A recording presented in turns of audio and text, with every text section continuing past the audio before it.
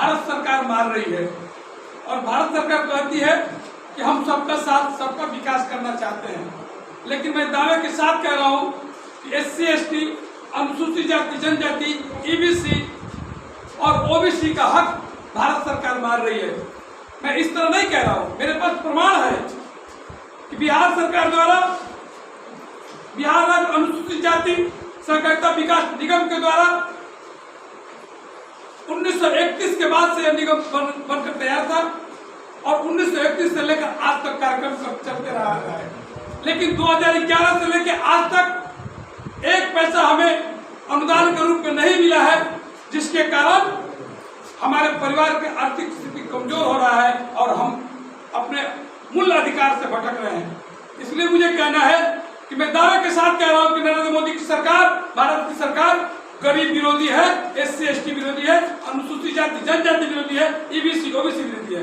इसका प्रमाण बिहार सरकार के अनुसूचित जाति जनजाति मंत्री संतोष सुमन जी और बिहार सरकार के सचिव मोहन राम जी के पत्र से हमें स्पष्ट हो रहा है कि बिहार सरकार चाहते हुए भी गरीबों के हक नहीं दे पा रही है, अर्थात भारत सरकार जो है अपना दायित्व पूरा नहीं कर रहा है। इसलिए आज का बैठक बुलाया गया था। बैठक बुलाने का मुख्य उद्देश्य यही है कि हम कब तक हाथ पर हाथ धरकर बैठे रहेंगे। आपको लड़ना होगा और जब तक आप नहीं जेल जाइएगा, जब तक आप नहीं लड़िएगा, आपको अधिकार नहीं मिलेगा। घर में बैठे रहिएगा, कोई आपको देने वाला नहीं। अब दूसरा कोई बाबा साहब नहीं आएंगे, दूसरा खुदीराम बोस नहीं आएंगे, दूसरा कोई आपके लिए नेता नहीं पैदा होगा, दूसरा कोई कर्पूरी ठाकुर नहीं आएंगे। इसलिए आपको खुद खुदीराम बोस बनना पड़ेगा, आपको भगत सिंह बनना पड़ेगा, आपको मनोहर कांसीराम बनना पड़ेगा, आपको बाबा राव भीम अम्बेडकर बनना पड़ेगा। इसलिए जब तक आप नहीं बनेगा नहीं कुछ मिलने वाला है। इस चिट्ठी से क्या स्पष्ट हमको पता चल रहा है, यही पता चल रहा है कि अब आरक्षण तुम्हारा खत्म हो गया।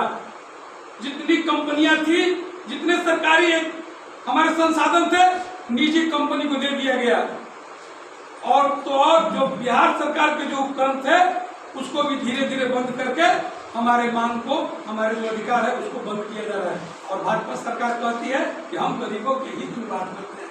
मैं पूछना चाहता हूँ क्या नरेंद्र मोदी जी, अगर आप हमारे हित में बात करते हैं तो क्यों इस स्कीम को बंद कर दिए?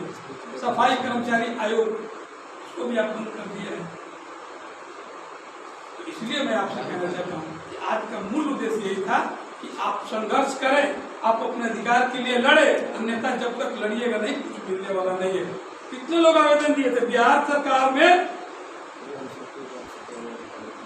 ये पत्र है, मैं नहीं दिया हूँ।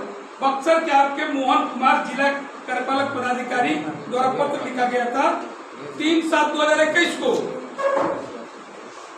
बिहार सरकार सर्वे करा दिया, सर्वे के बाद आज तक हमें लाभ नहीं मिला, तो हम क्या समझ सकते हैं? हम तो यही कहेंगे कि हमारे साथ छलावा हो रहा है। ये फॉर्मेट देख लीजिए, आप खुद देख सकते हैं। संविधान चलेगा, ज्ञान चलेगा, विज्ञान चलेगा। जय भीम, जय भारत। लाभ देने के लिए बिहार सरकार कहा था और हमारे लोग इतने गरीब हैं कि 10 रुपया खर्च करने पर भी हम सोचना पड़ता है, क्योंकि हम खाते कमाते हैं। फॉर्म भरे, सब कुछ किए और बिहार सरकार हमें लाभ नहीं दी। और लाभ नहीं देने का कारण आज हम भूखमरी के कगार पे हैं। यही नहीं, आप सोचते हो कि आपके हित और हक की बात नहीं। मैं पहले भी कहा था, आज भी कह रहा हूं कि बिहार सरकार का जल जीवन हरियाली जो योजना है, सबसे अगर उससे किसी को घाटा है तो दलित परिवार का घाटा है। क्योंकि हम नहर के किनारे, हम रोड के किनारे, हम सड़क के किनारे, हम नहर के भीड़ पे बैठते हैं और जल जीवन हरियाली के नाम पे गरीबों को झोपड़ी को उजाड़ा जा रहा है और कहा जा रहा है कि हम योजना किसके लिए बनता है? योजना गरीब के लिए बनता है। और जब गरीब को लाभ ही नहीं मिलेगा तो आपको ऐसी योजना हमें नहीं चाहिए।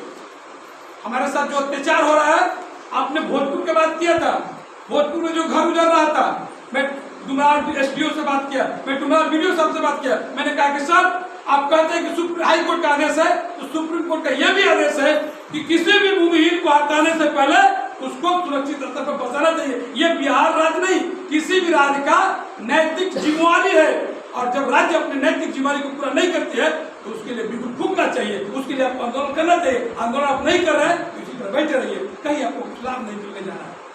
और आज की जो सरकार है, अब तो देख रहे थे ना 28 तारीख को सरकार कहती है बेटी पढ़ाओ बेटी बचाओ, और जो बेटियां जो है भारत नहीं विश्व में पूरे हर जगह जाके अपने अधिकार के साथ साथ अपना जलवा बिखेर करते हैं। भारत की पुलिस, दिल्ली की पुलिस बेरामी से दिल्ली की सरकार के सड़कों पे घिसती है, और फिर भी यहाँ के देश के प्रधानमंत्री चुप नहीं बोलते हैं। वो संसद भवन के उद्घाटन करने में लगते हैं, और संसद भवन का उद्घाटन भी करते हैं तो यहाँ के जो सांसद है वो कहते हैं कि हम हिंदू राष्ट्र बनाना चाहते हैं, प्रधानमंत्री जी हिंदू राष्ट्र बना रहे हैं। मैं कहना चाहता हूँ कि हिंदुस्तान नहीं या भारत देश रहेगा, हिंदुस्तान हिंदू राष्ट्र कभी नहीं बनेगा जब तक इस देश का एक भी दलित, एक भी ईबीसी, एक भी ओबीसी और एक भी मिनोरिटी लोग जिंदा रहेंगे। किसी माई के लाल में दम नहीं है कि भारत को हिंदू राष्ट्र घोषित कर दे, क्योंकि हम हिंदू नहीं बनना चाहते हैं। हम नहीं चाहते कि हमारे बहनों को फिर से अस्तर काटा जाए, हम नहीं चाहते हैं कि हमारे कमर में झाड़ू और हमारे गर्दन में मटका डाला जाए। मैं हिंदू राष्ट्र नहीं बनना चाहता हूँ, मैं चाहता हूँ कि बने तो मानव राष्ट्र बने, मानवता के लिए हम जिए। यहाँ हिंदू राष्ट्र क्यों? सिर्फ वोट लेने के लिए? मोदी जी हम वोट दे दिए तो उस समय चमार नहीं है, उस समय डोम नहीं है, उस समय हलखोर नहीं है। आप वोट ले लिए तो आप मंदिर में नहीं जाओगे। दुख इस देश का है कि यहाँ के राष्ट्रपति को भी कहने के लोग तो कहते हैं कि अनुसूचित जाति जनजाति के हैं, और वो भी जब मंदिर जाती हैं तो मंदिर को धुलवाया जाता है। इसलिए इस ब्राह्मणवादी व्यवस्था को कबालना होगा। मैं किसी जाति के विरोध में बात नहीं करता हूँ, मैं धर्म के बात में भी बात नहीं करता हूँ। मैं चाहता हूँ कि भारत में मनुस्मृति नहीं चलेगी। मैं ओपन कहता हूं कि भारत में चलेगा तो संविधान चलेगा, संविधान के राज चलेगा, और मनुस्मृति का राज नहीं चलेगा। अगर जिसको भ्रम है वो अपना धर्म पालना छोड़ दे। दुख है इस बात का, कल ही भारत में बहुत बड़ा एक्सीडेंट हुआ। हम हाथ जोड़कर उस परिवार के साथ विनती करते हैं कि उनके परिवार को शांति मिले। अगर आप बागेश्वर बाबा आप कहते हैं कि मैं अंतर्यामी हूँ,